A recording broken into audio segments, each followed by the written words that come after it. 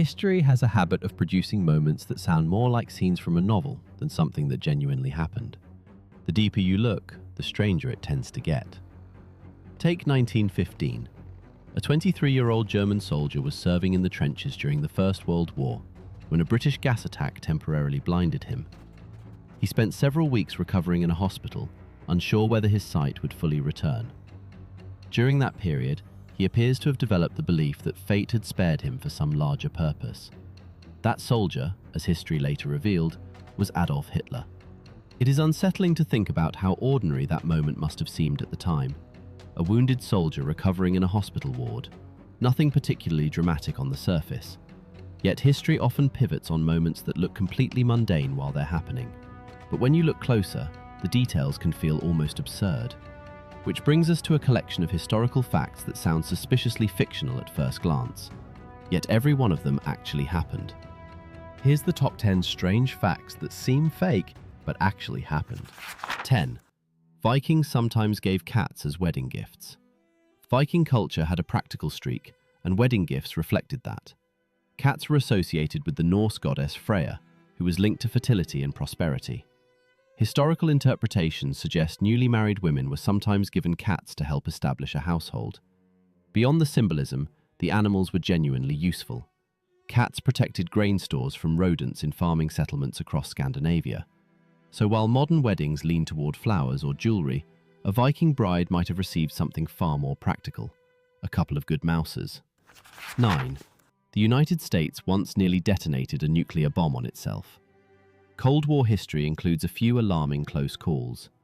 On January 24, 1961, a B-52 bomber carrying 2 hydrogen bombs broke apart over Goldsboro, North Carolina.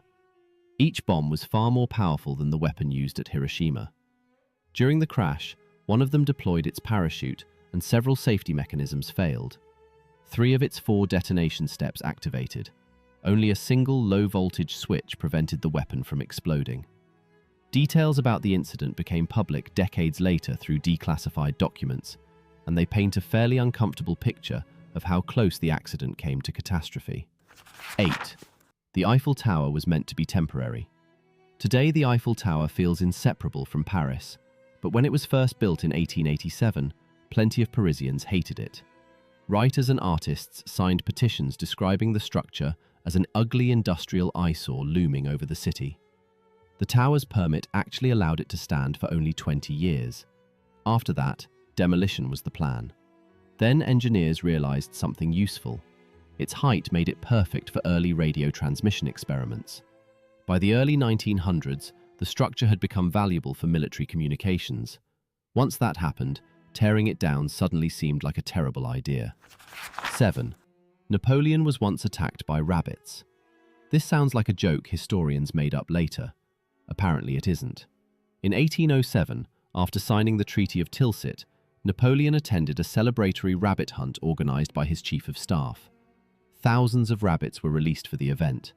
Instead of scattering across the field when the hunt began, the animals ran straight toward the emperor and his guests. The problem, as it turned out, was that the rabbits had been domesticated and associated humans with feeding time. Witnesses described hundreds of them swarming around boots and coats. Napoleon eventually retreated to his carriage while the rabbits continued their enthusiastic charge. 6. A man was elected after he had already died. Elections occasionally produce strange outcomes, but this one sits in a category of its own. In 1932, a local candidate named Patsy O'Leary died unexpectedly before an election in Winona. Ballots had already been printed, leaving officials with little time to reorganize things. When the votes were counted, O'Leary still won.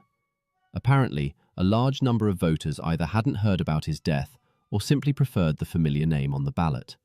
The result forced officials to appoint a replacement. For a brief period, though, the electorate had technically chosen someone who had already been buried. 5. Cleopatra lived closer to the moon landing than the pyramids. The Great Pyramid at Giza was completed around 2560 BCE. Cleopatra VII, the last active ruler of the Ptolemaic Kingdom of Egypt, died in 30 BCE. That places her roughly 2,500 years after the pyramids were built. Now jump forward to the Apollo 11 moon landing in 1969. The gap between Cleopatra and astronauts walking on the moon is about 2,000 years, which means Cleopatra is chronologically closer to Neil Armstrong than she is to the builders of the pyramids people tend to associate with ancient Egypt. History has a habit of compressing entire millennia into a single mental image. 4. A pope once put a corpse on trial. Medieval politics could be creative. In January 897, Pope Stephen VI ordered the body of his predecessor, Pope Formosus, dug up from its grave. The corpse, already in an advanced state of decomposition, was dressed in papal robes and placed on a throne during a church tribunal. A deacon was assigned to answer questions on behalf of the dead pope. The event later became known as the Cadaver Synod. Unsurprisingly, Formosus was declared guilty. His papal decisions were annulled, several fingers were removed, and the body was thrown into the Tiber River. Even by the standards of medieval church power struggles, it was an extraordinary spectacle. 3. The shortest war in history lasted less than an hour. Wars tend to drag on for years, occasionally decades. Not this one. On August 27, 1896, tensions between the British Empire and the Sultanate of Zanzibar escalated after a new sultan seized power against British wishes. When he refused demands to step down, British warships positioned themselves in the harbour. At 9:02 in the morning, the bombardment began.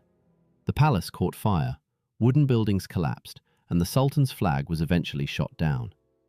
By 9:40 a.m., the conflict was over. Depending on how the timeline is measured, the Anglo-Zanzibar War lasted somewhere between 38 and 45 minutes. That remains the shortest recorded war in modern history. 2. One man survived both atomic bombings. Tsutomu Yamaguchi probably never intended to become part of history. In August 1945, he was in Hiroshima on a business trip when the first atomic bomb detonated roughly 600 meters above the city. The blast left him burned and temporarily blinded, but he survived.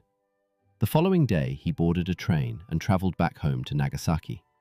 On August 9th, while describing the devastation he had witnessed in Hiroshima to his supervisor, the second atomic bomb exploded over the city.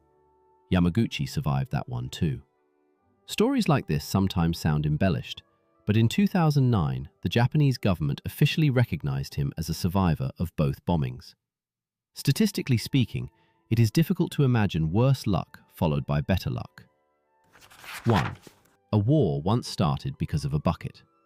In 1325, the Italian city-states of Bologna and Modena were already on hostile terms. Rival alliances, political grudges, territorial disputes, the usual medieval recipe for conflict. But according to contemporary accounts, the spark that tipped things into open warfare was surprisingly trivial. Soldiers from Modena raided Bologna and made off with a wooden bucket from a city well. Bologna demanded it back. Modena declined. What followed became known as the War of the Bucket. Thousands of troops mobilized. A major clash at the Battle of Zappolino reportedly involved close to 30,000 soldiers. The bucket itself still exists today, preserved in Modena like an oddly proud trophy. Whether the war truly hinged on that single theft, or whether the story simply became a convenient symbol of deeper tensions, is still debated. Either way, it captures the slightly ridiculous way conflicts sometimes escalate. When history is reduced to neat summaries, it starts to look predictable.